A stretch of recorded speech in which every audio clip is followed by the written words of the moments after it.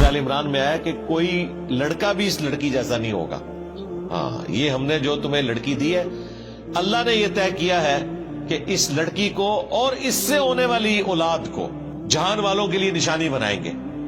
ابھی تو ان کی کئی آزمائشیں باقی تھیں. ہمیں تو مرتبہ نظر آتا ہے نا حضرت سیدہ مریم کا، ان کی زندگی تو آزمائشوں سے عبارت ہے. یتیم پیدا ہوئی، بچپن میں ماں کی شفقت سے بھی ہاتھ دھونا پڑا، وقف ہو گئی. ہم تو چھوٹے سے بچوں کو یقین کریں اسکول چھوڑنے جاتے ہیں تو دل ادھر ہی اٹکا ہوا ہوتا ہے، سیدھی سی بات ہے. اور پھر بچیوں کے لیے تو ویسے ہی زیادہ جذبات ہوتے ہیں. اور پھر اس کے بعد جو انہوں نے تکلیفیں کاٹی ہیں، لوگوں کی باتیں سنی ہیں، تو یہ مرتبہ حاصل کرنے کے لیے ہمیں تو لگتا ہے نا کہ جی انہیں اللہ تعالیٰ نے بغیر خاوند کے اولاد دی تو انہیں جو باتیں سننی پڑی ہیں، جس تکلیف سے گزرنا پڑا، اس کا اظہار بھی آپ کو اس میں نظر آ جائے گا.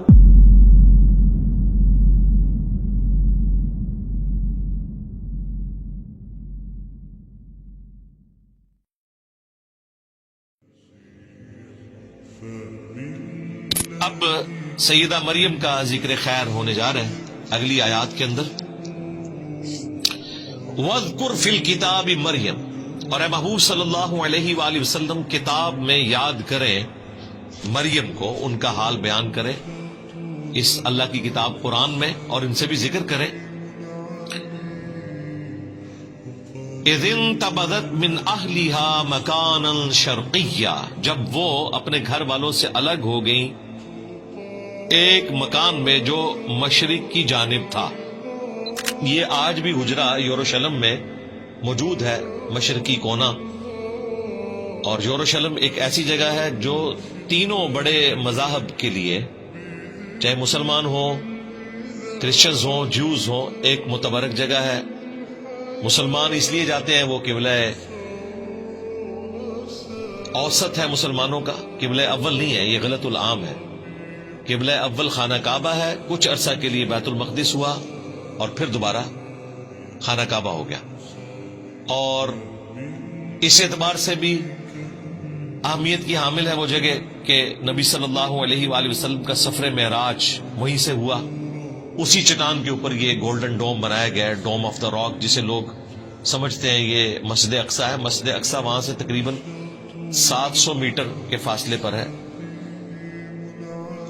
آج کل اس کو قبلی ماسک کے نام سے یاد کیا جاتا ہے. نبی الاسلام کے زمانے میں مسجد اقصی نام کی کوئی مسجد نہیں تھی. قرآن میں جو اقصی ذکر ہے، اقصی کہتے ہیں دور کی مسجد. اس زمانے میں اسے ایلیا، یروشلم، بیت المقدس، یہ الفاظ استعمال ہوتے تھے. پھر حضرت عمر نے وہاں پہ قبلی ماسک بھی بنا دی. ورنہ تو اگر کوئی مسجد ہوتی تو اس کا نام اقصی رکھا جاتا. تو وہ پورا جو پہاڑ ہے نا، وہ حرم ہے. مسلمانوں کے لیے تیسرا حرم ہے مکہ اور مدینہ کے بعد. اسی کے اوپر وہ چٹان بھی موجود ہے جہاں سے نبی الاسلام معراج میں تشریف لے گئے. اسی پہ وہ قبلی ماسک بھی موجود ہے، اور اسی کے کارنر کے اوپر وہ ہیگل سلمانی کی ایک دیوار باقی ہے جو ٹائٹس نے 70 عیسوی میں حملہ کر کے یروشلم کو تباہ و برباد کیا تھا، اور جوز کا ڈائسپورا شروع ہوا. اب جا کے کچھ انہیں سکون آیا تو انہوں نے دنیا میں بے سکونی شروع کروا دی ہے. تو ایک دیوار ابھی تک باقی ہے جسے ویلنگ وال کہتے ہیں، دیوار گریا، جس کے سامنے وہ تورات پڑھ رہے ہوتے ہیں. اور ان کا ارادہ ہے کہ دوبارہ سے، بلکہ تیسری بار اب ہیگل سلمانی تعمیر ہوگا. تھرڈ ٹیمپل اسے کہتے ہیں. تو یہ حرم کا نقشہ میں نے آپ کو بتایا، میں نے کئی ویڈیوز میں اسے ڈسپلے بھی کروایا ہوا ہے. وہیں پر ایک مشرقی کونا ہے اسی حرم والی جگہ پر جہاں پہ سیدہ مریم نے عبادت کی. بیسیکلی اس کی تفصیلات تو آ چکی ہیں سورہ آل عمران کے اندر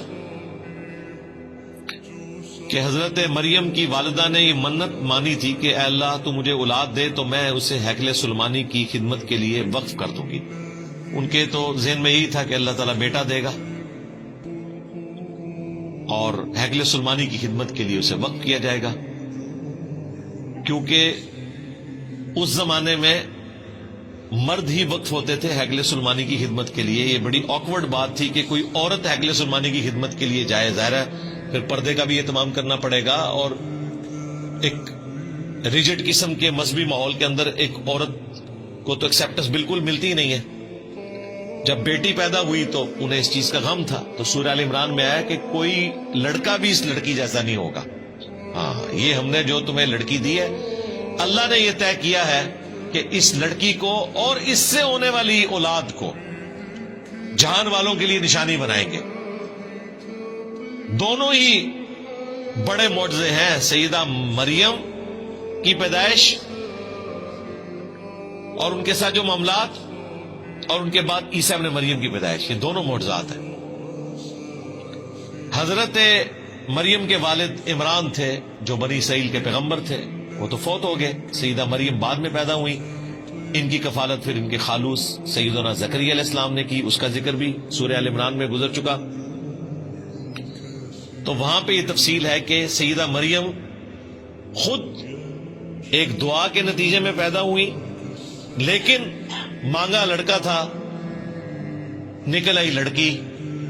تو اللہ تعالیٰ نے کہا کہ کوئی لڑکا بھی اس لڑکی جیسا نہ ہوتا, اس کو وقف کرو. اب یہ بڑی حیران کن بات تھی کہ ان کو وقف کرنا ہے, تو اس کے لیے پھر ظاہر ہے الگ سے ایک حصہ بنایا گیا. وہاں پہ جتنے پریسٹ تھے, پادری تھے, مذہبی طبقہ, یا آج کل آپ سمجھ لیں جس طرح مدرسے کے طالب علم, تو وہ جس جگہ پہ بیٹھے تھے وہاں پہ تو اس چھوٹی بچی کو نہیں بٹھایا جا سکتا, اور بچی بھی چھوٹی سی. جب وہ چلنے پھرنے کے قابل ہوئی ہیں بمشکل 7-8 سال کی عمر میں, تو ان کو پھر وہاں پہ وقف کر دیا گیا تھا. پانی بھر کے لاتی تھی. وہ میں نے آپ کو بتایا, ایران والوں نے جو مریم مقدس فلم بنائی ہے نا, یقین کریں بندے کے آنسو نہیں رکتے. انہوں نے جو اس کو فلمایا ہے, مجھے پہلی دفعہ اس کو دیکھ کر احساس ہوا ہے کہ یہ غیر معمولی معاملہ ہے. ماں باپ پہ کیا کیفیت گزری, باپ تو نہیں تھے, خالو تھے, ان پہ کیا کیفیت گزری, اور والدہ پہ کیا کیفیت گزری. اس تکلیف کا کوئی اندازہ نہیں کر سکتا. پھر انہیں جو تیکھی باتیں سننی پڑتی تھی مدرسے کے طالب علموں کی طرف سے. طالب علم تو ایک دوسرے کو نہیں چھوڑتے ہیں, تو ایک چھوٹی بچی اس کے اوپر ظلم کرتے تھے, مارتے تھے, پیٹتے تھے, اور اس سے ضرورت سے زیادہ کام لیتے تھے. ان کے لیے الگ سے پھر ایک حجرہ حضرت زکریا علیہ السلام نے بنایا جس میں وہ عبادت کرے تاکہ ان کا انٹریکشن ان کے ساتھ نہ ہو. ابھی تو ان کی کئی آزمائشیں باقی تھیں. ہمیں تو مرتبہ نظر آتا ہے نا حضرت سیدہ مریم کا, ان کی زندگی تو آزمائشوں سے عبارت ہے. یتیم پیدا ہوئی, بچپن میں ماں کی شفقت سے بھی ہاتھ دھونا پڑا, وقف ہو گئی. ہم تو چھوٹے سے بچوں کو یقین کریں اسکول چھوڑنے جاتے ہیں تو دل ادھر ہی اٹکا ہوا ہوتا ہے, سیدھی سی بات ہے. اور پھر بچیوں کے لیے تو ویسے ہی زیادہ جذبات ہوتے ہیں. اور پھر اس کے بعد جو انہوں نے تکلیفیں کاٹی ہیں, لوگوں کی باتیں سنی ہیں, تو یہ مرتبہ حاصل کرنے کے لیے ہمیں تو لگتا ہے نا کہ جی انہیں اللہ تعالیٰ نے بغیر خاوند کے اولاد دی, تو انہیں جو باتیں سننی پڑی, جس تکلیف سے گزرنا پڑا, اس کا اظہار بھی آپ کو اس میں نظر آ جائے گا. اللہ تعالیٰ فرماتا ہے کہ وہ الگ ہو گئی ایک مکان میں جو مشرق کی جانب تھا, ایک حجرہ بنایا گیا. فَاتَّخَذَتْ مِن دُونِهِمْ حِجَابًا, پس بنا لیا انہوں نے لوگوں سے ہٹ کر ایک الگ پردے میں جگہ. اب اگلی ازمائش شروع ہو گئی ہے. فَأَرْسَلْنَا إِلَيْهَا رُوحَنَا, پس ہم نے ان کے پاس بھیجا اپنی طرف سے ایک روح, یعنی حضرت جبرائیل علیہ السلام کو, ہولی گوسٹ کہہ لیں, روح مقدس کہہ لیں, جبرائیل علیہ السلام.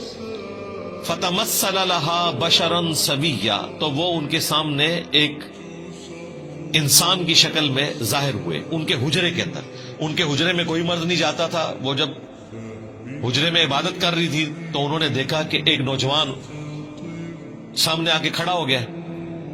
اب دیکھیں کتنی پرہیزگار عورت تھی. قالت, انہوں نے کہا, انی اعوذ بالرحمن منک ان کنت تقیا, میں رحمان کی پناہ میں آتی ہوں اگر تو واقعی پرہیزگار ہے, تو میں اپنے آپ کو رحمان کی پناہ میں دیتی ہوں. اس کو بھی تنبیہ کی اور اس سے پناہ نہیں مانگی، اللہ سے پناہ مانگی. قال انما انا رسول ربک، تو حضرت جبرائیل نے پھر بتایا میں تو تیرے رب کا رسول ہوں، انسانی شکل میں ہوں. ان کے لیے تو کوئی اٹریکشن نہیں کسی عورت میں، فرشتوں کا تو کوئی جینڈر ہی نہیں ہے، نہ مرد نہ عورت، ان کا تو جینڈر ہی کوئی نہیں ہے، انہیں تو کوئی لینا دینا نہیں اس چیز سے. تو انہوں نے کہا میں تیرے رب کا رسول ہوں. لِأَهَبَ لَكِ غُلَامًا زَكِيًّا، اور میں آیا ہوں تاکہ میں تمہیں عطا کروں ایک پاکیزہ فرزند. اب یہ واقعہ ہمیں انجیل میں بھی ملتا ہے، لیکن وہ جس انداز میں بیان ہوا ہے اور یہ جس انداز میں بیان ہوا ہے زمین و آسمان کا فرق ہے. اسی لیے جیمی سوگارڈ کے ساتھ جب مناظرہ ہوا تھا احمد دیدار صاحب کا، تو انہوں نے کہا کہ آپ اسے پڑھو اور پھر بتاؤ آپ اپنے بچوں کو اس واقعے کا وہ ورژن دو گے جو قرآن میں موجود ہے، یا وہ جو تمہاری انجیل میں موجود ہے کہ وہ جو لڑکا ہے وہ ڈھانپ لیتا ہے سیدہ مریم کو، اور یعنی وہ اس طریقے سے اسے پریزنٹ کیا ہے جو ایک مرد و عورت کا ایک تعلق والا معاملہ ہے، اس طریقے سے اسے پریزنٹ کیا. حالانکہ ایسا نہیں تھا، بس سامنے آئے تھے، بشارت دی، خوشخبری لے کر آئے تھے. یہاں پر وہ چیز بھی کلیئر ہوگی کہ نبی الاسلام سے پہلے غیر انبیاء کی طرف بھی فرشتے آ جایا کرتے تھے، انہیں بھی کشف ہو جاتا تھا، الہام ہو جاتا تھا. اگرچہ یہ ایک بہت ایکسٹراڈنری کیس ہے حضرت موسیٰ علیہ السلام کی والدہ اور عیسیٰ علیہ السلام کی والدہ کا، چونکہ وہ پیغمبروں کی مائیں تھیں، ان کے ساتھ تو ایک کیس ہوا. ان کے سوا بھی کیس ہو جایا کرتا تھا کہ غیر نبی سے بھی فرشتہ کلام کر لیتا تھا، لیکن ختم نبوت کی برکت سے اب یہ معاملہ اس امت میں بین ہو چکا ہے. تو حضرت جبرائیل علیہ السلام نے کہا کہ میں تمہیں بشارت دینے والا ہوں ایک پاکیزہ بچے کی. اس میں الفاظ ہے تاکہ میں تمہیں عطا کروں ایک پاکیزہ فرزند. اب دیکھیں دین تصوف کے ماننے والوں نے اس میں سے نکالا کہ اگر حضرت جبرائیل بیٹا دے سکتے ہیں تو پیر بھی بیٹا دے سکتے، اور انہوں نے ظاہری الفاظ پکڑے کہ میں آیا ہوں اس لیے کہ تاکہ تمہیں بیٹا دوں. بیٹا دوں سے مراد یہ ہے کہ بیٹے کی بشارت دو، کیونکہ بعد میں آ رہا ہے کہ وہ اللہ نے دینا ہے. حضرت جبرائیل علیہ السلام تو کسی کو بیٹا نہیں دے سکتے، وہ تو صرف وہی لے کر آئے تھے. تو ظاہری الفاظ کو اٹھاتے ہیں، پورا کانٹیکسٹ چھوڑتے ہیں اور کہتے ہیں کہ حضرت جبرائیل بیٹا دیتے ہیں. بالکل ایسا نہیں ہے. قالت انا یکون لی غلام، تو سیدہ مریم نے کہا کہ مجھے بیٹا کیسے ہو سکتا ہے. وَلَمْ يَمْسَسْنِي بَشَرٌ وَلَمْ أَكُ بَغِيًّا، جبکہ مجھے کسی مرد نے آج تک ہاتھ نہیں لگایا شوہر کی حیثیت سے، اور نہ ہی میں کوئی بدکار عورت ہوں. اور اللہ تعالیٰ کا طریقہ ہے کہ مرد و عورت کے ازدواجی تعلق کے بغیر نسل انسانی یوں نہیں چلتی، تو مجھے اولاد کیسے ہو جائے گی. اب یہ ایک ایکسٹراڈنری چیز تھی. تو حضرت جبرائیل علیہ السلام نے کہا قال کذالک، انہوں نے کہا ایسا ہی ہوگا. قال ربک هو علی ہین، تو انہوں نے کہا کہ تیرے رب کے لیے یہ کرنا بہت آسان ہے. یہ سیم وہی الفاظ ہیں جو حضرت زکریا علیہ السلام کے کیس میں فرشتے نے کہا تھا جب انہوں نے کہا، پیچھے گزر چکا، کہ میں بوڑھا ہو چکا ہوں، میری بیوی بانجھ ہے، تو کہا کہ اسی طریقے سے ہوگا اور یہ اللہ کے لیے آسان ہے. تو دونوں ہی معجزانہ پیدائشیں ہیں، حضرت یحییٰ علیہ السلام کی بھی اور حضرت عیسیٰ علیہ السلام کی بھی. اور یحییٰ علیہ السلام جو ہیں وہ عیسیٰ ابن مریم کی تصدیق کرنے والے ہیں، ایک زمانے میں ہوئے ہیں اور آپس میں رشتہ بھی ہے، خالہ زاد بھی لگتے ہیں. تو یہاں پہ بھی حضرت مریم کو فرشتے نے کہا اللہ کے لیے بہت آسان ہے. وَلِنَجْعَلَهُ آیَةً لِلنَّاسِ، اور ہم تیرے بیٹے کو معجزانہ طور پر ایک نشانی، قدرت کا ایک معجزہ بنائیں گے انسانیت کے لیے. وَرَحْمَةً مِنَّا، اور اپنی طرف سے سراپا رحمت. وَكَانَ أَمْرًا مَقْضِيًّا، اور یہ ایک ایسی بات ہے جس کا فیصلہ ہو چکا ہے، یہ اللہ کی تقدیر میں طے پا چکا ہے کہ آپ کو معجزانہ طور پر اولاد دی جائے گی، اور یہ اولاد انسانیت کے لیے ایک نشانی ہوگی۔ اللہ تعالیٰ کا ایک پلان تھا کہ ہم نے ایک انسان ایسا بھی پیدا کرنا ہے کہ جس کی ماں ہو اور باپ نہ ہو۔ ویسے تو آدم علیہ السلام کے کیس میں ان سے بھی بڑا ورژن ہے، ان کی تو ماں اور باپ دونوں نہیں تھے، ان کو تو اللہ تعالیٰ نے خاص اپنے ہاتھوں سے بنایا، جیسا کہ ہاتھ اس کی قدرت کے لائق ہے۔ ہم اس کے لیے یوں تشبیہ بھی بیان نہیں کرتے۔ اپنی طرف سے روح پھونکی۔ اسی لیے سورہ آل عمران میں اللہ تعالیٰ نے کرسچنز کو سمجھاتے ہوئے کہا ہے کہ عیسیٰ کی مثال اللہ کے حضور آدم کی سی ہے کہ اس کو ہم نے مٹی سے بنایا، کن فیکون ہو گیا۔ تو اللہ تعالیٰ کے لیے کوئی مشکل نہیں ہے۔ اگر آدم علیہ السلام اللہ کے بندے ہیں، جن کو کرسچنز بھی کہتے ہیں کہ وہ اللہ کے بندے ہیں، تو عیسیٰ ابن مریم بدرجہ اولا اللہ کے بندے ہیں، کیونکہ آدم علیہ السلام کی ماں اور باپ دونوں کوئی نہیں تھے۔ عیسیٰ علیہ السلام کی پھر بھی ماں تھی، اور انہوں نے 9 مہینے کا پیریڈ ماں کے پیٹ میں گزارا، جو ایک نیچرل پروسیس ہے۔ ایک مسنگ ایلیمنٹ تھا باپ والا، وہ اللہ تعالیٰ کی طرف سے خاص ایک روح تھی۔ اسی لیے سورۃ النساء میں آیا کہ عیسیٰ ابن مریم روح من ہے، اللہ کی خاص روح ہے۔ ویسے تو ہمارے اندر بھی اللہ کی روح ہے، روح سے مراد اللہ کی مخلوق روح، لیکن عیسیٰ ابن مریم خاص روح ہے، کیونکہ وہاں باپ والا ایلیمنٹ مسنگ ہے۔ وہ خاص روح ہے کہ صرف ماں سے پیدا ہوئے، اور جہان والوں کے لیے ان کو نشانی بنانا تھا۔ فحملتہ،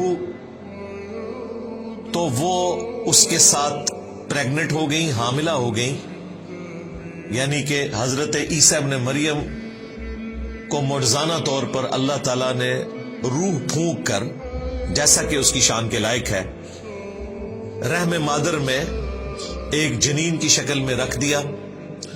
پھر اس کے بعد انہوں نے 9 مہینے کا پیریڈ گزارا، جو ایک نیچرل پروسیس ہے۔ فانتبذت بہ مکانا قصیا، تو وہ اس بچے کو لے کر ایک دور کی جگہ پر چلی گئی۔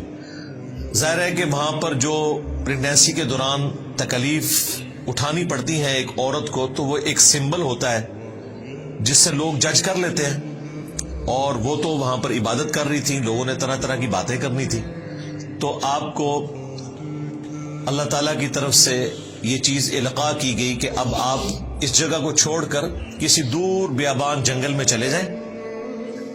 دونوں ماں بیٹا، یعنی کہ سیدہ مریم اسی پریگننٹ فارم میں تشریف لے گئی، اور اللہ تعالیٰ نے ان کے لیے معجزانہ طور پر خوراک کا بندوبست کیا، کیونکہ اب وہ کسی کے پاس کھانے کے لیے تو نہیں جا سکتی تھی۔ 9 مہینے تک انہوں نے کھجور اور پانی کے اوپر گزارا کیا۔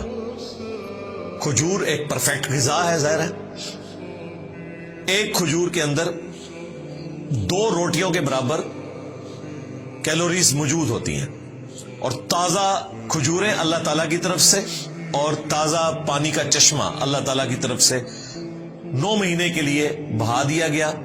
جس بھی وہ جنگل کے پورشن میں تھی اس کا ذکر آیا۔ فَأَجَاءَهَا الْمَخَاضُ إِلَى جِذْعِ النَّخْلَةِ، پس وہ جو پریگنینسی کا درد تھا، وہ تکلیف انہیں لے آئی ایک کھجور کے تنے کے پاس۔ این ممکن ہے کہ وہ سادہ تنا تھا، اللہ تعالیٰ نے معجزانہ طور پر اس کے اوپر کھجوریں ان کے لیے اگا دی، یا وہ پہلے سے درخت موجود تھا، بہرحال ایک غیر معمولی چیز ہے۔ تو وہ اس درخت کے ساتھ ٹیک لگا کے بیٹھ گئی۔ اب انہوں نے اپنی تکلیف کا اظہار کیسے کیا؟ قالت، انہوں نے عرض کیا اللہ کے حضور، یا لیتنی مت قبل ھذا، اے کاش میں یہ دن دیکھنے سے پہلے مر گئی ہوتی۔ وَكُنْتُ نَسْيًا مَنْسِيًّا، اور میں بالکل ایسی ہو جاتی کہ لوگ جسے فراموش کر دیں، لوگ مجھے جانتے بھی نہ کہ مریم نام کی کوئی عورت بھی دنیا میں موجود تھی، مجھے یہ دن نہ دیکھنے پڑتے۔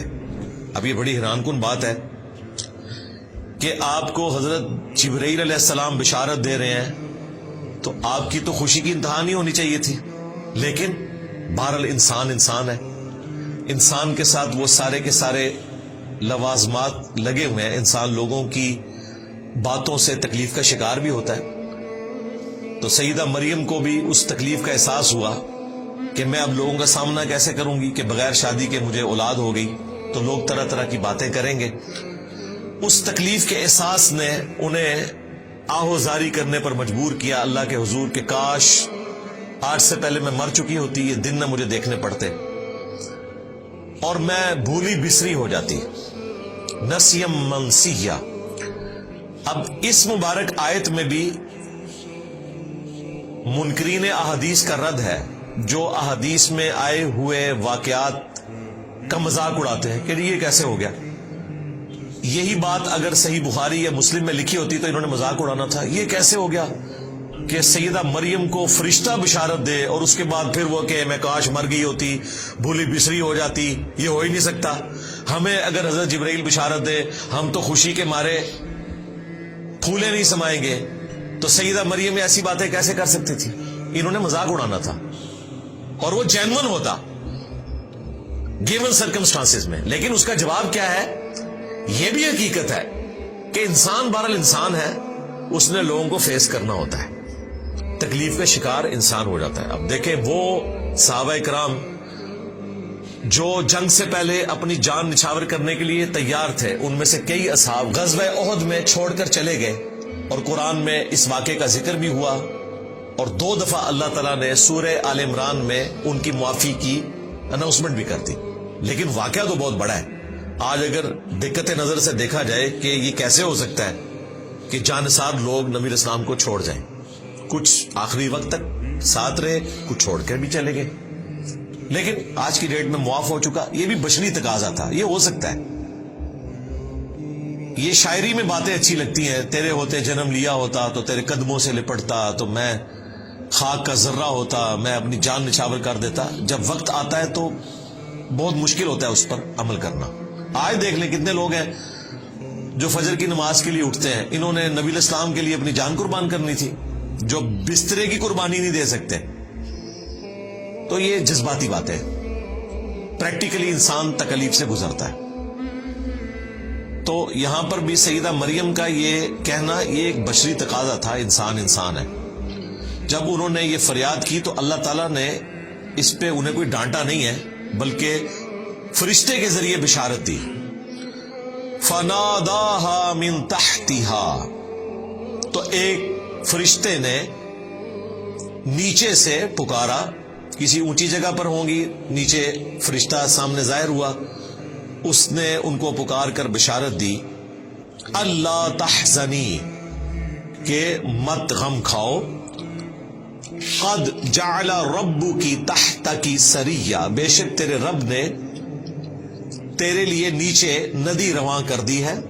اب یہ معجزانہ طور پر ڈھارس تھی، اسی وقت کوئی ندی چلی ان کے لیے، اسی درخت کے نیچے جہاں پر وہ بیٹھی ہوئی تھی۔ ظاہر ہے ان کے لیے پریگنینسی میں موومنٹ کرنا بھی مشکل تھا۔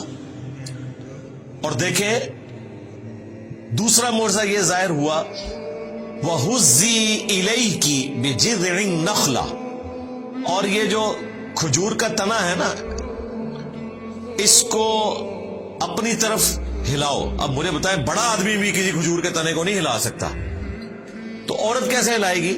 بس معجزانہ طور پر تھا، بس ہاتھ ہی رکھا انہوں نے، ہلکا سا اسے ہلایا، کیا وہ ہلا بھی نہیں ہوگا؟ اتنا وہ سخت درخت ہوتا ہے۔ معجزانہ طور پر ہوا۔ تساقط علیکی رطبا جنیہ، تو یہ تنا آپ کے اوپر پکی ہوئی کھجوریں گرانا شروع کر دے گا۔ این ممکن ہے کوئی خشک تنا تھا، اس پہ کھجوریں لگ گئی اسی وقت، معجزانہ طور پر ندی تو رواں ہوئی ہے۔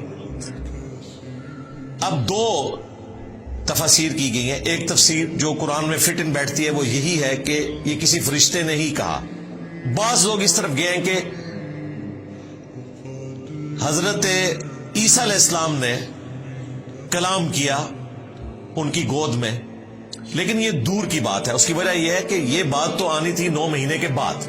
وہ 9 مہینے میں انہوں نے کس طرح اپنا وقت پاس کیا، تو یہ بات زیادہ مضبوط ہے کہ فرشتے نے ندا کی جب وہ پریگننٹ حالت میں جا کے تنے کے ساتھ ٹیک لگا کے بیٹھ گئی، اور انہوں نے اللہ کے حضور فریاد کی، تو اللہ تعالیٰ نے فرشتے کے ذریعے بشارت دی کہ آپ کے لیے میٹھے پانی کی ندی ہے، اور یہ درخت کا تنا آپ بس اسے تھوڑا سا ہلائیں، ہاتھ لگانے کی دیر ہے، آپ کے اوپر پکی ہوئی کھجوریں گریں گی جو ایک پرفیکٹ غذا ہے، پانی بھی اور کھجوریں بھی.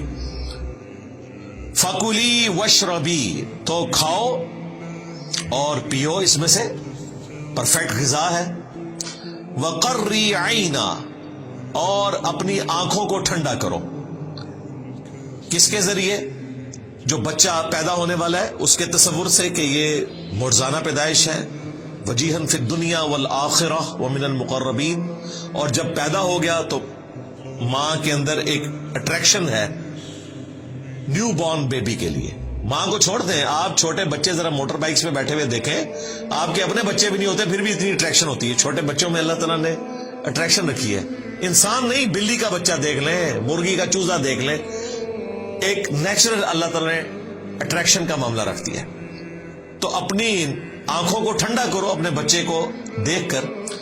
فَإِمَّا تَرَيِنَّ مِنَ الْبَشَرِ أَحَدًا، اور تم اگر کسی آدمی کو دیکھو، کوئی آدمی نظر آئے جو تمہارا جاننے والا ہو، اور ظاہر ہے وہ پوچھے گا مریم کب شادی ہوئی اور یہ بچہ کہاں سے آ گیا، کیا چکر ہے، تو تم نے اس کے جواب میں کیا کرنا ہے؟ فَقُولِي إِنِّي نَذَرْتُ لِلرَّحْمَنِ صَوْمًا، تو پھر تم نے اس بندے سے کہنا ہے کہ میں نے رحمان کے لیے روزے کی منت مان رکھی ہے. فَلَنْ أُكَلِّمَ الْيَوْمَ إِنسِيًّا، تو میں آج کسی انسان سے گفتگو نہیں کروں گی. اب یہ حیران کن بات ہے، یہ بات کس طرح کی جائے گی؟ اگر وہ گفتگو کرتی ہیں تو چپ کا روزہ ٹوٹ گیا. اب اگر یہ جملہ بخاری شریف میں موجود ہوتا یا میں اپنی ویڈیو میں کہتا تو انہوں نے کہنا تھا دیکھیں اس میں لٹریچر کی غلطی ہے، یہاں ہونا چاہیے تھا کہ تم نے اشارے سے کہنا ہے. یہ الفاظ کیوں آئے؟ فقولی، تو تم نے کہنا ہے، یہ تو الفاظ ہی نہیں ہونے چاہیے تھے. اس طرح لوگ نا بال کی کھال اتارتے ہیں، تو قرآن میں بھی اتاری جا سکتی ہے، لیکن ہم پورے کانٹیکسٹ میں اس کو دیکھتے ہیں کہ پیچھے ایک پریسیڈنٹ سیٹ ہے. سیدنا زکریا علیہ السلام کو بھی اللہ تعالیٰ نے فرشتے کے ذریعے کہا تھا کہ آپ بھی 3 راتوں تک کلام نہیں کر سکیں گے مگر اشارے کے ساتھ، ان کی تو زبان بند ہو گئی تھی. یہاں پر اللہ تعالیٰ نے کہا کہ تم نے ان سے کہنا، یعنی اشارے سے کہنا ہے. اس زمانے میں چپ کا روزہ رکھنا جائز تھا، اس شریعت میں حرام ہے. میں نے اپنے رب کے لیے منت کا روزہ رکھا ہے تو میں آج کسی انسان سے کلام نہیں کروں گی. اب ظاہر ہے اس کے بعد اگلا حکم جو اس میں لکھا نہیں ہوا لیکن انڈرسٹوڈ ہے کہ اگلا اشارہ بھی ملا کہ اب اس بچے کو لے کر ان پادریوں کے پاس، یعنی کہ یہودیوں کے مولویوں کے پاس جاؤ. یہ اس سے بڑا امتحان تھا. جو اکیلے بیٹھی ہوئی رو رہی تھی، اللہ سے فریاد کر رہی تھی کہ میں لوگوں کو کیا منہ دکھاؤں گی، اب پریکٹیکلی وہ لمحہ آ گیا. تو وہ ایک مشکل صورتحال تھی ان کے لیے. فَأَتَتْ بِهِ قَوْمَهَا تَحْمِلُهُ، تو وہ بچہ اٹھا کر اپنی قوم کے پاس آئیں. گود میں بچہ اٹھایا ہوا ہے. اب قوم نے تو مریم کو ایک آئیڈیل پرسنالٹی کے طور پر دیکھا ہے کہ چھوٹی سی بچی ہیکل سلمانی کے لیے وقف ہے، ہر وقت عبادت کرتی رہتی ہے، اور اینڈ رزلٹ یہ نکلا ہے کہ 16 سال کی بچی ایک چھوٹا سا بچہ اٹھا کر آ گئی ہے. تو لوگوں نے ظاہر اس کے کریکٹر کے بارے میں بات ہی کرنی تھی، یہ نیچرل تھا، اور وہی ہوا. قالو، تو وہ علماء کرام بولے، یہودی پریسٹ، یا مریم، اے مریم، لقد جئت شیئا فریا، بے شک تو نے تو بہت ہی برا کام کیا. بجائے اس کے کہ کوئی پوچھتے ڈائریکٹ انہوں نے فتوا لگانا شروع کر دیا. حالانکہ ان کے پاس پروفیسیز موجود تھی کہ پیغمبر آنے والے ہیں. سیدہ مریم کا ایک کریکٹر تھا, انہوں نے ڈائریکٹ 0 سے ملٹیپلائی کر دیا, الزامات لگا کر پھر پوچھا. اس کی بجائے یہ بھی پوچھا جا سکتا تھا ڈائریکٹلی کہ یہ بچہ کس کا ہے, ہو سکتا ہے کسی کا بچہ اٹھایا ہو, لیکن انہوں نے خود ہی اسیوم کر لیا, اگرچہ وہ ازمپشن ان کی درست تھی. لیکن میں ایٹیچیوڈ کی بات کر رہا ہوں. یا اخت ہارون, اے ہارون کی بہن,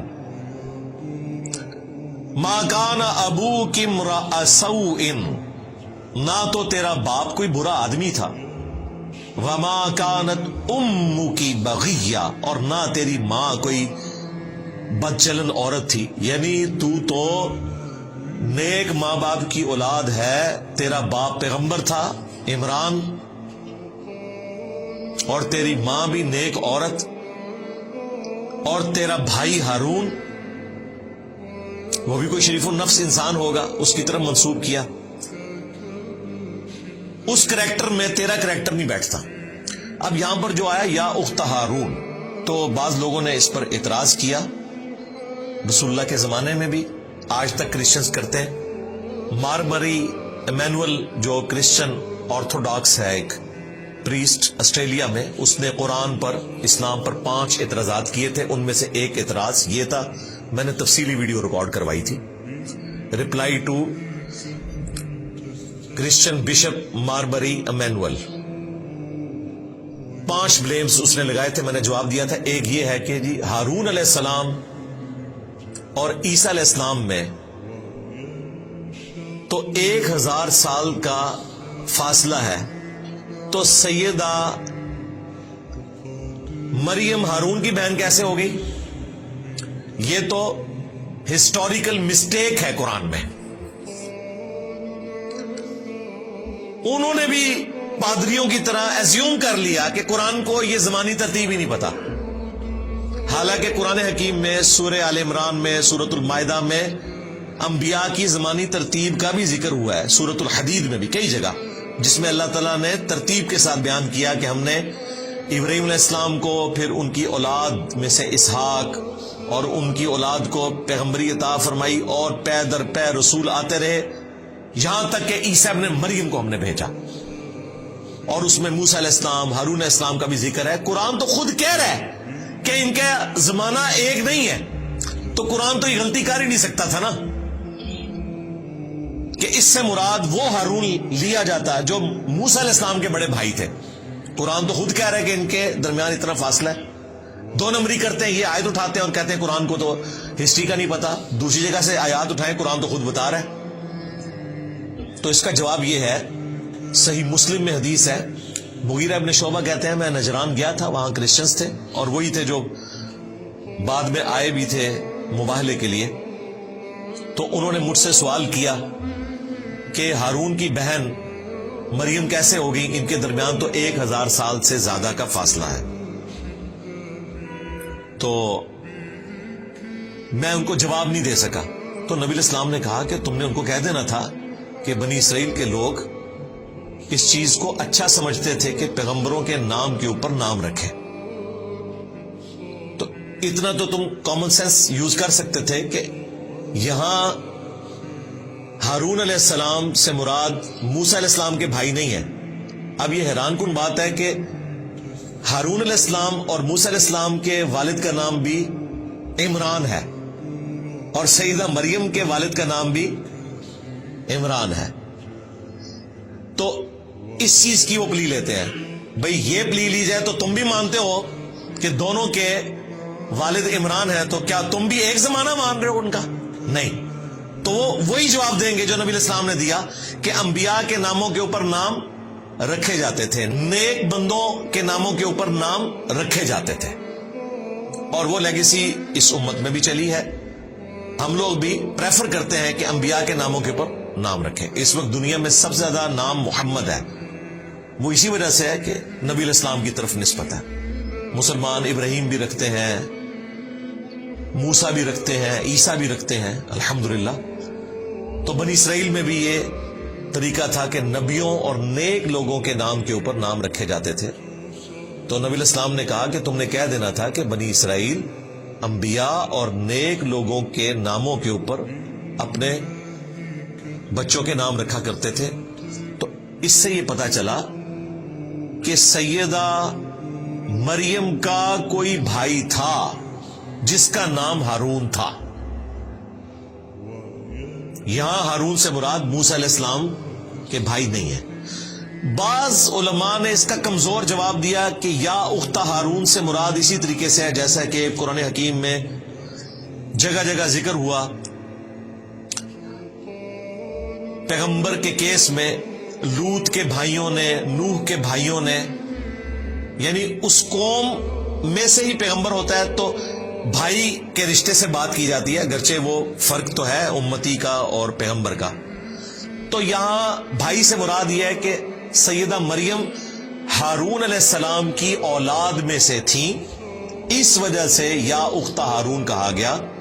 لیکن وہ اپنے زمانے کے لیے تو درست ہے، قرآن میں ایسی کوئی نظیر نہیں ملتی کہ اولاد میں ہو اس کے لیے بھی کہا جائے کہ ہارون کے بھائیوں میں سے یا موسیٰ کے بھائیوں میں سے. اس طرح کی کوئی مثال نہیں ملتی. یہ کمزور جواب ہے. جواب وہی ہے جو صحیح مسلم کے اندر آیا ہے. ڈاکٹر ذاکر نائک نے بھی اس کا جواب دیا تھا، لیکن چونکہ ان کو اس طریقے سے حدیث کا نالج نہیں تھا تو انہوں نے کہا کہ المصنف ابن ابی شیبہ میں ایک روایت موجود ہے، اور روایت کون سی بیان کی؟ جو مسلم شریف میں ہے. انہیں نہیں پتا تھا یہ صحیح مسلم میں ہے. تو میں نے اپنی ویڈیو میں بھی کہا تھا کہ مصنف ابن ابی شیبہ سے تو ضرورت ہی نہیں، وہ روایت مسلم شریف میں ہے جو مین سٹریم کی 6 کتابوں میں آتی ہے. تو مصنف تک تو ہم تب پہنچیں گے جب یہاں ہمیں کوئی دلیل نہ ملے. تو سیم حدیث صحیح مسلم میں موجود ہے جو اس مسئلے کو کلیئر کر دیتی ہے کہ یا اخت ہارون سے مراد یہ ہے کہ ہارون علیہ السلام کے نام پر مریم سلام اللہ علیہا کا کوئی بھائی تھا جس کا نام ہارون تھا. البتہ ہماری ایک ماں ہے سیدہ صفیہ، ان کے بارے میں بخاری مسلم میں آتا ہے غزوہ خیبر کے موقع پر وہ لونڈی بنا کر لائی گئیں. یہودی سردار کی بیٹی تھی اور وہ ہارون علیہ السلام کی نسل میں سے تھی، پیغمبروں کی اولاد میں سے. تو صحابہ کرام نے پھر مشورہ دیا کہ ان کو آپ اپنے پاس رکھیں کیونکہ یہ پیغمبر کی اولاد میں سے ہے تو ان کی دلجوئی بھی ہوگی، کوئی عام عورت نہیں ہے. تو نبی علیہ السلام نے اتنی دلجوئی فرمائی کہ سیدہ صفیہ کو آزاد کر دیا اور ان کی آزادی ان کا حق مہر ٹھہرا اور انہیں اپنے عقد میں لے لیا نکاح کر کے بجائے لونڈی بنانے کے. مزید پروٹوکول دیا، ان کی وہ غلامی بھی ختم کر دی اور انہیں آزاد کر کے اپنے عقد میں لیا اور ہماری ماں بن گئی سیدہ صفیہ بنت حیی بن اخطب. حیی ابن اخطب یہ یہودی سردار تھا جو مارا گیا. پھر اللہ تعالیٰ نے معجزانہ طور پر سیدہ صفیہ کی ڈھارس بندائی. یہ نان مسلم بھی اعتراض کرتے ہیں کہ وہ عورت جس کا باپ، بھائی، رشتہ دار ایک دن میں قتل ہوئے ہوں، وہ عورت اسی دن کس طریقے سے کسی ایسے شخص کے عقد میں جا سکتی ہے کہ جس کی وجہ سے سارے قتل ہوئے، یعنی خود رسول اللہ صلی اللہ علیہ وآلہ وسلم. تو ایسا نہیں ہے، وہ احادیث موجود ہیں. ان کو اللہ تعالیٰ نے بشارت دے دی تھی کہ آپ آخری پیغمبر کی بیوی بننے والی ہیں. تو پہلے دن ہی اللہ تعالیٰ نے ان کے دل کو رسول اللہ کی طرف کر دیا تھا، اگرچہ اس دن ان کا باپ قتل ہوا تھا، باقی رشتہ دار قتل ہوئے ہوئے تھے. پھر بھی نبی علیہ السلام کی طرف مائل ہوئی اور انہوں نے فوراً اسلام قبول کر لیا اور نبی علیہ السلام کی وہ زوجہ بن گئی. اور ان کا قد چھوٹا تھا، اونٹ پہ بیٹھ نہیں سکتی تھی، تو نبی علیہ السلام نے اپنے مبارک گھٹنے کو رکھا اور اس پہ پاؤں رکھ کے وہ اونٹ پر سوار ہوئی. اس سے یہ پتا چلا کہ نبی علیہ السلام اپنی بیویوں کو کتنا پروٹوکول دیتے تھے اور اپنے پیچھے سوار کیا. یہاں کراچی کے ایک مفتی نے بات کی تھی کہ جی وہ موٹر بائک کے پیچھے ایک ٹانگ ادھر کر کے اور ایک ٹانگ ادھر کر کے بیٹھنا، یہ عجیب سی، پھر بڑے اس نے عجیب و غریب غلیظ قسم کے الفاظ استعمال کیے تھے. تو میں نے کہا تھا کہ اللہ کے بندے یہ تو سنت ہے. اونٹ کے اوپر سیدہ صفیہ رسول اللہ کے پیچھے اسی حالت میں بیٹھی تھی کہ ایک ٹانگ ادھر کر کے ایک ٹانگ ادھر کر کے، اور نبی اسلام کو پکڑ کر وہ بیٹھی تھی. تو یہ تو سنت ہے اور یہ زیادہ سیف طریقہ ہے. گاؤں کے لوگ آپ نے دیکھا ہے بوڑھی عورتوں کو جب لے کر چلتے ہیں تو وہ دونوں ٹانگیں ایک طرف نہیں کرتے, گرنے کے چانسز ہوتے ہیں. ایک ٹانگ اس طرف اور ایک ٹانگ اس طرف, اس میں چانسز نہیں ہوتے. اس طریقے سے سواری پر بیٹھنا ہماری ماں کی سنت ہے, سیدہ صفیہ کی. پھر ایتھیس کی طرف سے یہ بھی اعتراض ہوا تھا کہ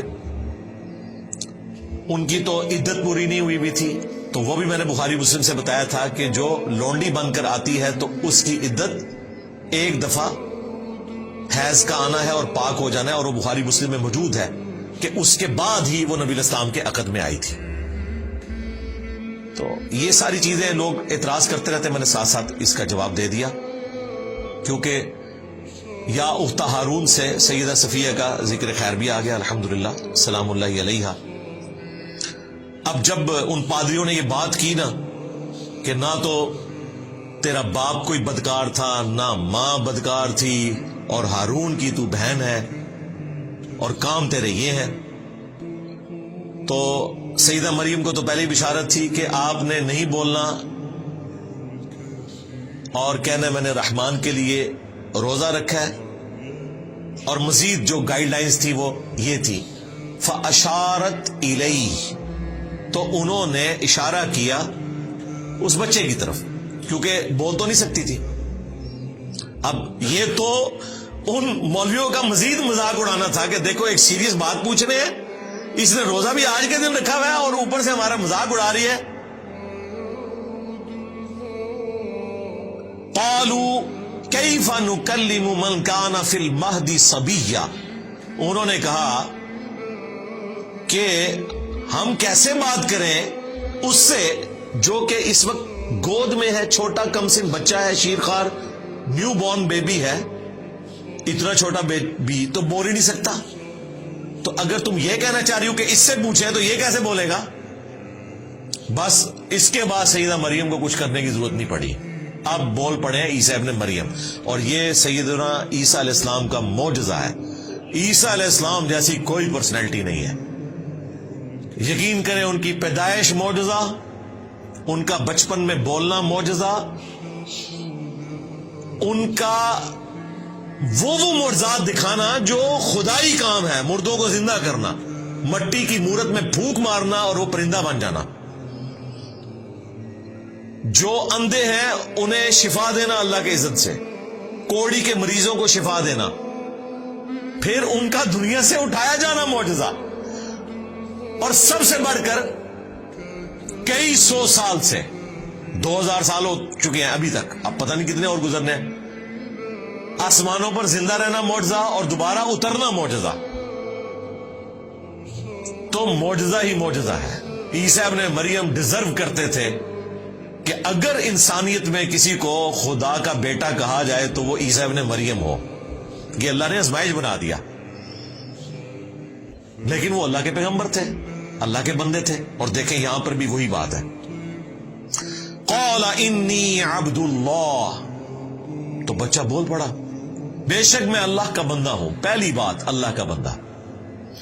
آتانی الکتاب, تو اس نے مجھے کتاب دی ہے انجیل. وجعلنی نبیا, اور مجھے نبی بھی بنا دیا ہے, یعنی مبعوث بھی ہو گئے چھوٹی عمر میں. ویسے تو عموماً 40 سال کی عمر میں انبیاء کو مبعوث کیا جاتا ہے, میچورٹی کی ایج میں. موسیٰ علیہ السلام ہمارے پیغمبر صلی اللہ علیہ وآلہ وسلم 40 سال کی عمر میں مبعوث ہوئے, اللہ کی حفاظت میں تھے, لیکن مبعوث 40 سال کی عمر میں. اور یہاں پر نیو بورن بیبی مبعوث بھی ہو گیا ہے اور گفتگو کر رہے ہیں. وَجَعَلَنِي مُبَارَكًا أَيْنَمَا كُنْتَ, اور اس نے مجھے بابرکت بنایا ہے میں جہاں بھی چلا جاؤں. تو جناب آپ رومن امپائر جو بت پرست تھے ان کی حکومت میں اگر بادشاہت تھی تو عیسیٰ ابن مریم کی تھی. لا علاج مریضوں کو ٹھیک کر دیتے تھے. جس شہر میں چلے جاتے تھے ہزاروں کا مجمع لگ جاتا تھا, لوگ اپنے مریضوں کو لے کے آتے تھے. تو جس طرف چلا جاؤں مبارک ہوں میں. کوڑ کے مریض ہیں ہاتھ پیرا ٹھیک ہو گئے, نابینا آئے ہیں ہاتھ پیرا ٹھیک ہو گئے. اتنے بڑے بڑے معجزات.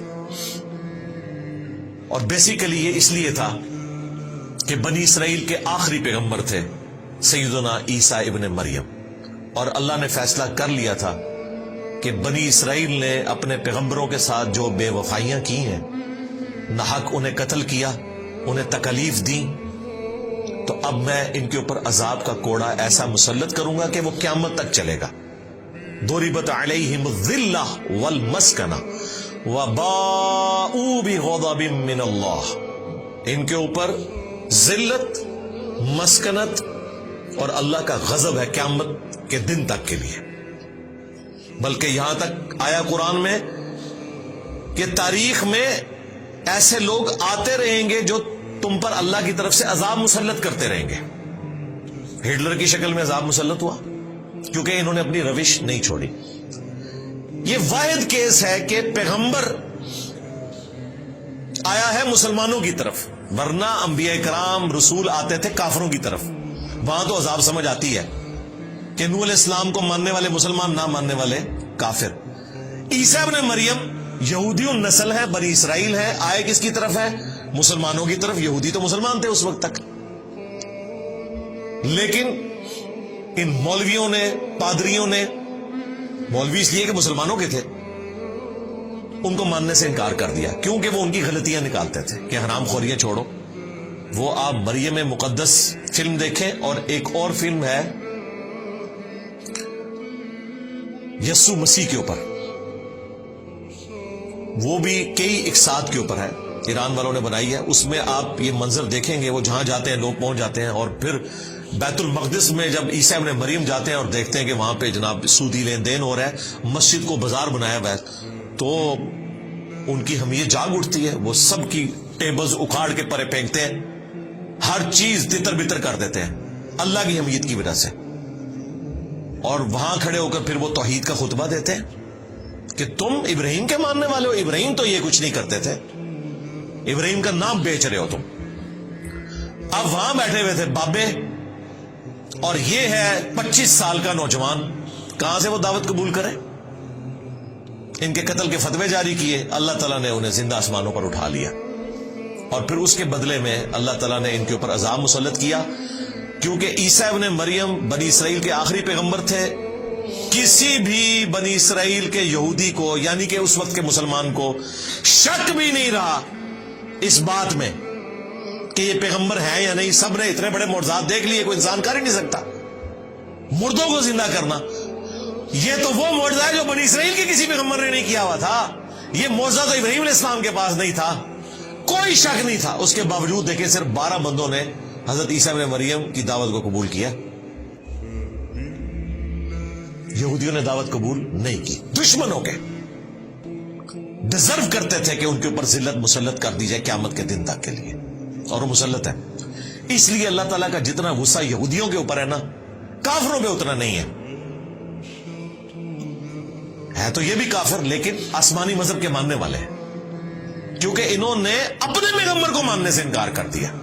اور یہ دیکھیں، یہ معجزہ وہ اپنی آنکھوں سے دیکھ رہے ہیں کہ ایک شیرخوار بچہ وہ کہہ رہا ہے میں اللہ کا بندہ ہوں، اللہ نے مجھے کتاب دی ہے، مجھے نبی بنایا ہے، مجھے بابرکت بنایا ہے، میں جہاں کہیں بھی جاؤں،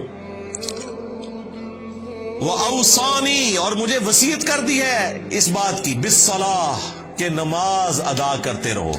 نماز کا ذکر ہر جگہ آتا ہے کہ پیغمبر بھی اپنے آپ کو نماز سے بے نیاز نہیں کر سکتا۔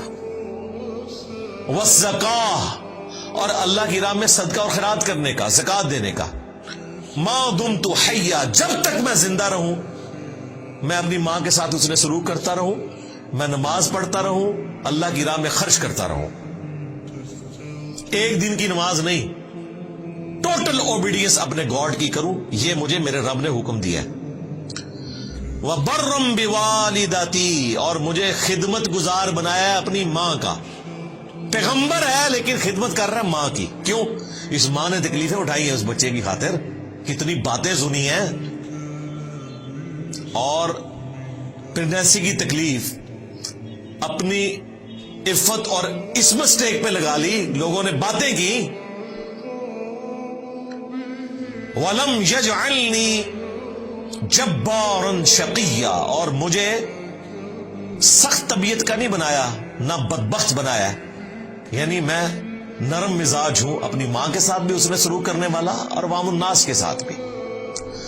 والسلام علی، اور سلامتی ہو مجھ پر، یوم ولدت، اس دن جس دن میں پیدا ہوا، ویوم اموت، اور اس دن جب میں الٹیمیٹلی مروں گا. یعنی دنیا میں دوبارہ آنا ہے، اس کے بعد شادی بھی کریں گے، فوت بھی ہوں گے.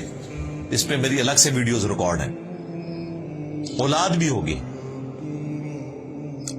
وَيَوْمَ أُبْعَثُ حَيًّا، اور اس دن جس دن میں مرنے کے بعد دوبارہ اٹھایا جاؤں گا. تینوں مواقع پر مجھے اللہ تعالیٰ کی سلامتی نصیب ہو.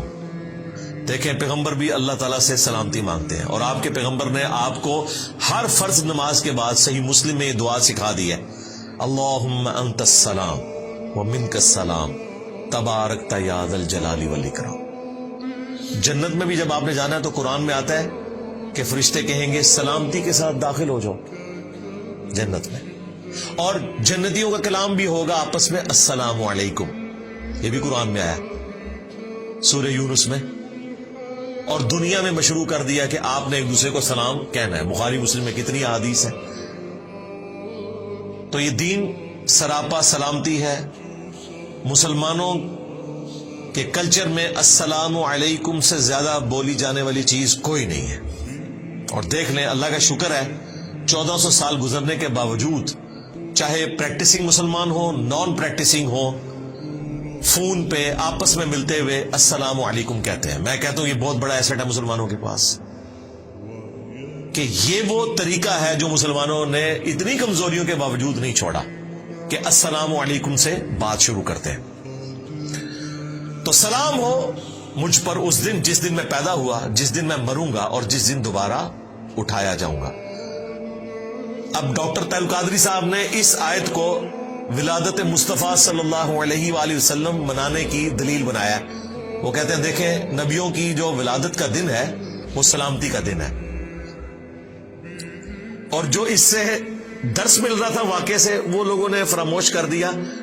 اس میں سے یہ ایک ٹکڑا اٹھایا اور اس میں رنگ بھی خود بھر دیے. اس میں کہاں لکھا ہوا ہے کہ عیسیٰ علیہ السلام کے ماننے والے جو ہیں وہ ان کی پیدائش کا دن منائے.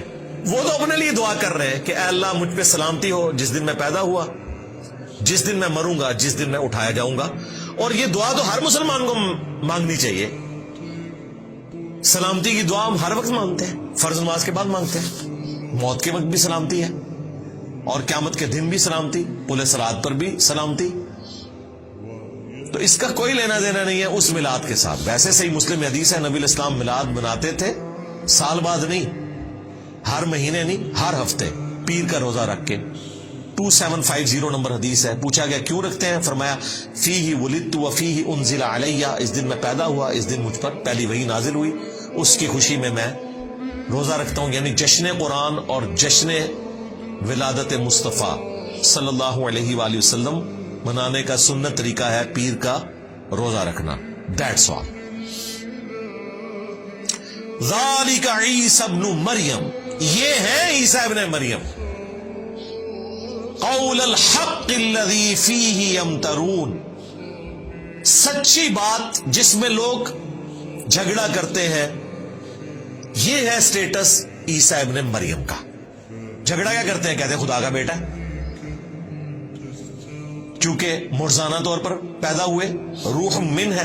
تو اللہ تعالیٰ نے کہا کہ یہ پوری سٹوری ہے، اس طرح وہ پیدا ہوئے، اس کے پیچھے اللہ کا ڈیوائن پلان یہ تھا.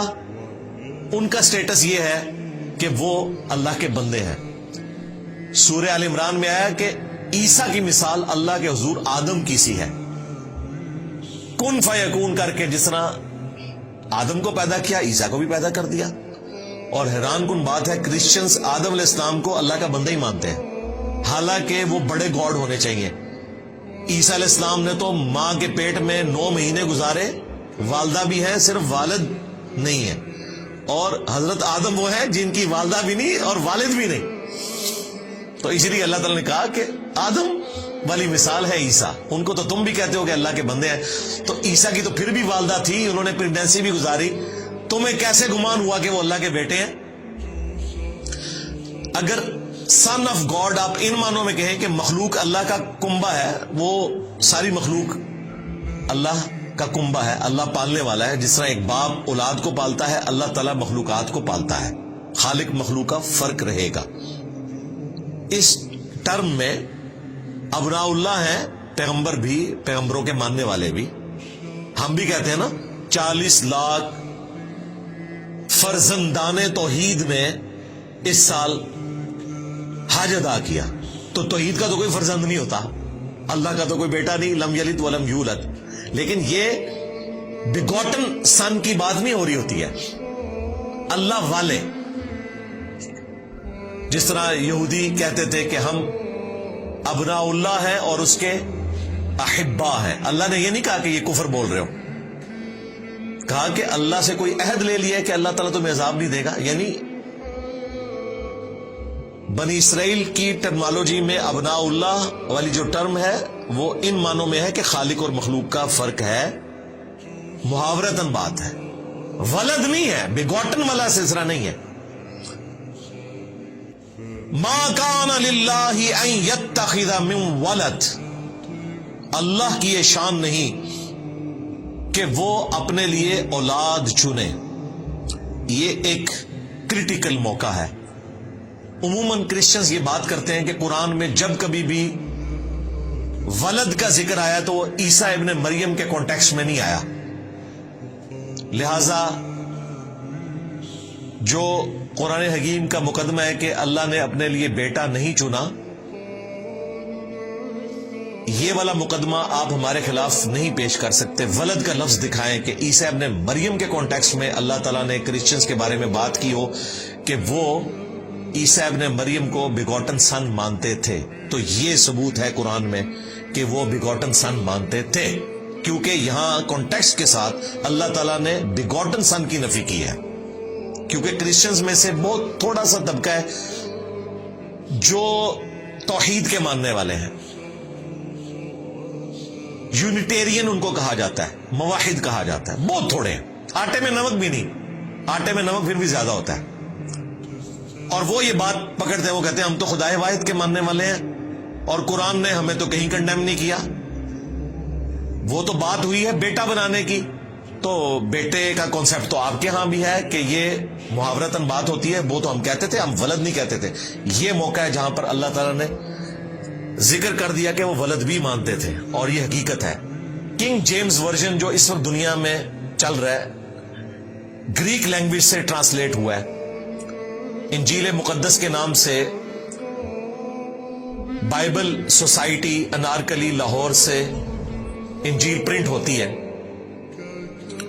اس کے شروع میں بھی لکھا ہے کہ یہ کنگ جیمز ورژن ہے، اور اصل نسخہ جو ہے وہ یونان کا، اس سے اس کو لیا گیا. ان کے پاس تو ہبرو ہے ہی نہیں ہے نا. اصل نسخہ وہ ہے جو آلریڈی ٹرانسلیٹڈ ہے، اس لیے تو بیچ میں ایسی خرافات ہے. کنگ جیم تھا جس نے اس کو لکھوایا تھا، اور اس سے پہلے بیگوٹن سن والی بات انجیل میں موجود تھی جو انہوں نے نکال دی ہے. آج کی انجیل میں بیگوٹن سن والا ذکر موجود نہیں ہے. ایون یہ انجیل سے بھی بیگوٹن سن نہیں دکھا سکتے. لیکن یہ حقیقت ہے کہ وہ مانا کرتے تھے. اسی لیے قرآن کہہ رہا ہے کہ اللہ کی یہ شان نہیں کہ وہ اپنا ولد بیگوٹن سن کسی کو ٹھہرا لے. سبحانہ، وہ تو پاک ہے. بڑا باریک نقطہ ہے، پاک ہے کس چیز سے کہ وہ اپنا بیٹا بنائے. کیوں؟ اولاد انسان کو اس لیے ریکوائرڈ ہوتی ہے کہ انسان کا مشن وہ آگے لے کر چلے گی انسان کے مرنے کے بعد. جسے موت ہی نہیں آنی اسے اولاد کی کیا ضرورت ہے؟ یہ ہے کہ اللہ کے شان شان بھی نہیں کہ وہ بیٹا رکھے، اس کی ضرورت ہی نہیں ہے. اسے موت تو آنی نہیں ہے، یہ تمہاری ضرورت ہے تمہاری لیگیسی کو کوئی آگے لے کر چلے. اذا قضا امرا، اس کی قدرت تو یہ ہے کہ جب وہ ارادہ کر لیتا ہے کسی کام کا، فإنما يقول له كن فيكون، تو بس وہ تو حکم فرماتا ہے کہ ہو جا، اور وہ کام ہو جاتا ہے. اب یہ حکم فرمانا کہ ہو جا تو وہ کام ہو جاتا ہے، یہ اس طرح نہیں ہے جس طرح ہم بولتے ہیں. اللہ تعالیٰ کی جو صفات ہے ان کی کوئی ہم مثال بیان نہیں کر سکتے. لیس کمثلہ شیء، اللہ کی مثال کوئی شے نہیں، وہو السمیع البصیر، وہی سننے والا ہے، دیکھنے والا ہے. ہم بھی سننے والے دیکھنے والے ہیں، لیکن اس طرح نہیں ہے. اللہ تعالیٰ کے لیے آپ کان کی یا آنکھوں کی مثال نہیں دے سکتے، جیسا کہ اس کی شان کے لائق ہے. وَإِنَّ اللَّهَ رَبِّي وَرَبُّكُمْ، اور بے شک اللہ تعالیٰ میرا بھی رب ہے اور تمہارا بھی رب ہے. یہ اب عیسیٰ ابن مریم کا خطبہ ہے یہ جملہ، اور جب وہ جوان ہوئے انہوں نے یہی بات کی کہ بے شک اللہ میرا بھی رب ہے اور تمہارا بھی. فَاعْبُدُوا، پس اس کی عبادت کرو. هَذَا صِرَاطٌ مُسْتَقِيم، یہ ہے سیدھا راستہ. یہ جوانی کا جو پورا خطبہ ہے نا، وہ سورۃ المائدہ میں گزر چکا ہے. اینڈ پہ بھی جو قیامت کے دن اللہ تعالیٰ کی اور عیسیٰ ابن مریم کی گفتگو ہے، اس میں عیسیٰ ابن مریم نے اپنی دعوت حق کا ذکر کیا ہے کہ میں ان کو یہی بتاتا رہا ہوں کہ عبادت کرو اس رب کی جو تمہارا بھی رب ہے اور میرا بھی رب ہے، اور بالفرض اگر میں نے کوئی ایسی بات کی تھی تو تیرے علم میں ہوگی. جو تیرے جی میں ہے میں وہ نہیں جانتا، جو میرے جی میں ہے وہ تو جانتا ہے، سارے غیب تو ہی جاننے والا ہے. اور سورۃ المائدہ ہی میں اللہ تعالیٰ نے جب کرسچنز کی نفی کی تو فرمایا لقد کفر الذین قالوا ان اللہ هو المسیح ابن مریم، بے شک وہ لوگ کھلا کفر کر رہے ہیں جو کہہ رہے ہیں کہ اللہ ہی عیسیٰ ابن مریم ہے. یعنی نعوذ باللہ، اللہ تعالیٰ عیسیٰ ابن مریم کی شکل میں دنیا میں اتر آیا. وقال المسیح، جبکہ مسیح تو خود یہ دعوت دیا کرتے تھے، یا بنی اسرائیل، اے اولاد یعقوب، اعبدوا اللہ ربی و ربکم، عبادت کرو اس رب کی جو میرا بھی رب ہے اور تمہارا بھی رب ہے. انہ من یشرک باللہ، یاد رکھنا بے شک جس نے اللہ کے ساتھ شرک کیا، فقد حرم اللہ علیہ الجنہ ومأواہ النار وما للظالمین من انصار، ایسے شخص پہ اللہ نے جنت حرام کر دی ہے اور اس کا ٹھکانہ ہے جہنم کی آگ، وہاں اس کا کوئی مددگار نہیں ہوگا. یہ پورا خطبہ ہے عیسیٰ ابن مریم کا کہ وہ تو کہتے تھے کہ عبادت کرو اس کی جو میرا بھی رب ہے اور تمہارا بھی رب ہے. اللہ تعالیٰ کہہ رہے ہم نے تو عیسیٰ ابن مریم کے ذریعے توحید بیان کی، لیکن کیا ہوا؟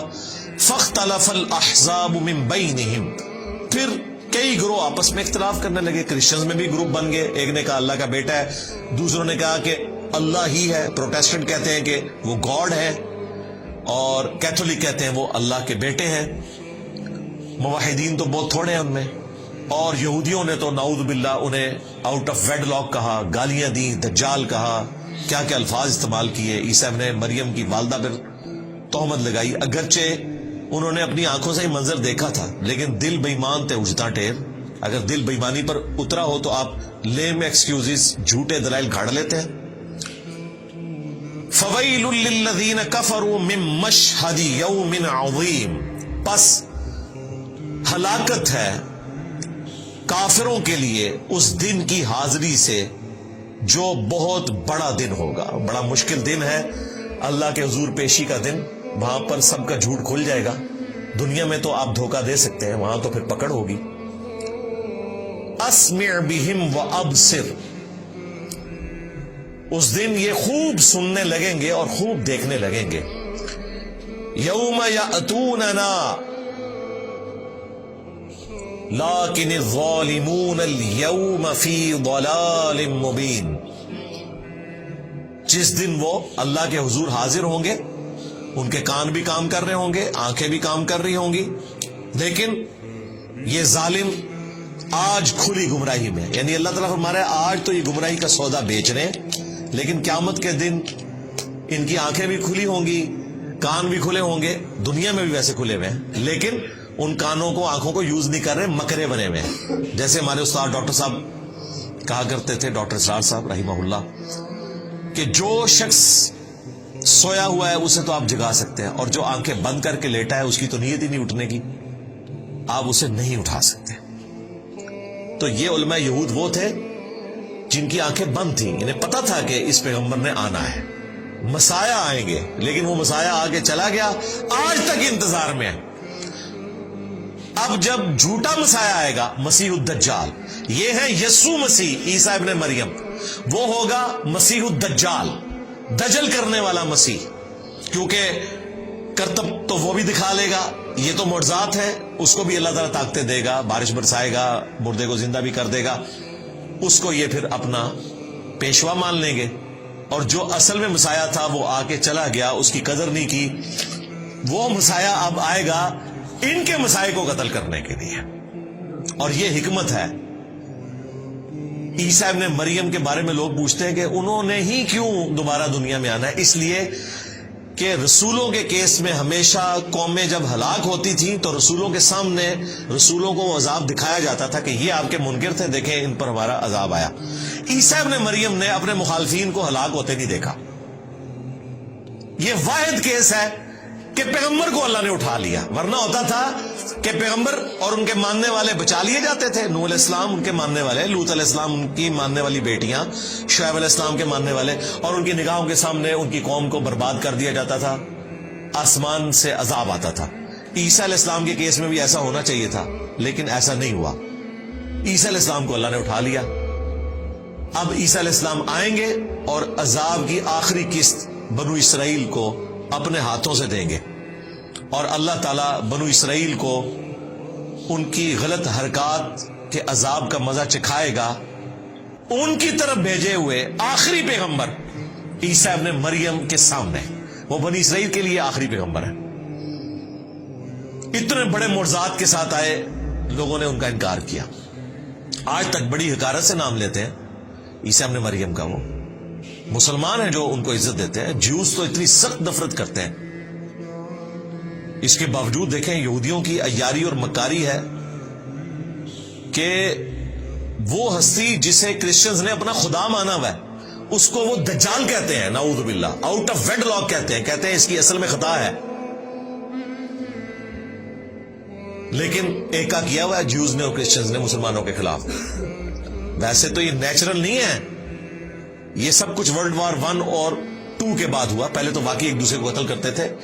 جو آج ہم قادیانیوں کے ساتھ سلوک کرتے ہیں نا، اس سے برا سلوک یہودیوں کے ساتھ ہوتا تھا یورپ میں۔ انہیں اتوار والے دن نکلنے کی اجازت نہیں ہوتی تھی، بڑی بڑی دیواریں تھیں، سائیڈ پہ ان کو بستیاں دی ہوئی تھی، وہیں پر وہ اندر ہی رہتے تھے۔ اور ڈیوڈ سٹار انہوں نے وہ 6 کونوں والا بنانا ہوتا تھا تاکہ دور سے پہچانے جائیں کہ یہ یہودی ہیں۔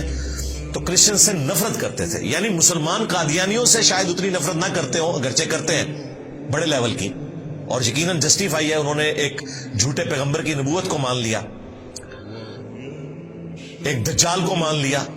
اس سے زیادہ نفرت کرتے تھے کرسچنز یہودیوں کے ساتھ۔ یہ تو انہوں نے عیاری اور مکاری اور پیسے کے زور کے اوپر انہیں اپنے قابو میں کر لیا۔ آپ امیجن کریں، خدا نہ خواستہ ہمارے پیغمبر کو کسی نے قتل کیا ہو، ہم قیامت تک اس کی نسلوں سے بھی نفرت کریں گے، تھوکیں گے ان کے منہ کے اوپر۔ تو ان کا وہ پیغمبر نہیں، ان کا خدا قتل کیا ہوا ہے یہودیوں نے۔ وہ تو یہی کہتے ہیں نا، سولی چڑھ گئے، ہمارے نزدیک زندہ اٹھائے گئے، تو اس لیے ان کا ایکا ہو ہی نہیں سکتا تھا۔ تو عذاب کی آخری قسط آئے گی عیسیٰ ابن مریم کے ذریعے۔ وَأَنذِرْهُمْ يَوْمَ الْحَسْرَةِ إِذْ قُضِيَ الْأَمْرُ، تو آپ اے محبوب صلی اللہ علیہ وآلہ وسلم انہیں ڈر سنائیے اس حسرت اور ندامت کے دن کا جس دن فیصلہ ہو جائے گا ہر ایک کا۔ وَهُمْ فِي غَفْلَةٍ وَهُمْ لَا يُؤْمِنُونَ، اور آج یہ لوگ غفلت میں ہیں اور ایمان نہیں لاتے، حق بات کو قبول نہیں کرتے۔ اِنَّا نَحْنُ نَرِثُ الْأَرْضَ، بے شک ہم ہی وارث ہوں گے اس زمین کے، وَمَنْ عَلَيْهَا، اور جو کچھ اس پر ہے، وَإِلَيْنَا يُرْجَعُونَ، اور تمہیں لوٹ کر ہماری ہی طرف آنا ہے۔ اس زمین کے مالک ہم ہیں۔ ظاہر ہے جن یہودیوں نے عیسیٰ ابن مریم کے قتل کے فتوے جاری کیے، انہیں تکلیفیں دی، چلے گئے دنیا سے۔ اللہ ہی زمین کا وارث ہے۔ اللہ تعالیٰ نے بعد میں مسلمانوں کو یہ زمین عطا فرما دی، اور قرب قیامت میں اللہ تعالیٰ کی طرف سے عذاب کا کوڑا جب یہودیوں پر برسے گا تو عیسیٰ ابن مریم اور ان کے ماننے والوں کو حکومت مل جائے گی۔ اور الٹیمیٹلی قیامت کے دن تو اللہ ہی بادشاہ ہے. لمن الملک اليوم للہ الواحد القہار. قیامت کا دن اللہ فرمائے گا آج کس کی بادشاہت ہے؟ کوئی جواب دینے والا نہیں ہوگا. سب انسان، سب پیغمبر، سب جن، سارے فرشتے مر چکے ہوں گے، ایک اکیلا اللہ ہوگا اور اپنی بات کا جواب وہ خود دے گا. آج اس قہار کی حکومت ہے جو سب پر چھایا ہوا ہے، اکیلا قہار چھایا ہوا. پھر اللہ تعالیٰ دوبارہ سے لوگوں کو زندہ کرے گا. الحمدللہ یہاں پر عیسیٰ ابن مریم کا ذکر خیر مکمل ہوا اور ان کی والدہ سیدہ مریم کا علیہم السلام. سلام علی عیسیٰ سلام علی مریم سبحان ربک رب العزت عما یصفون وسلام علی المرسلین والحمد للہ رب العالمین.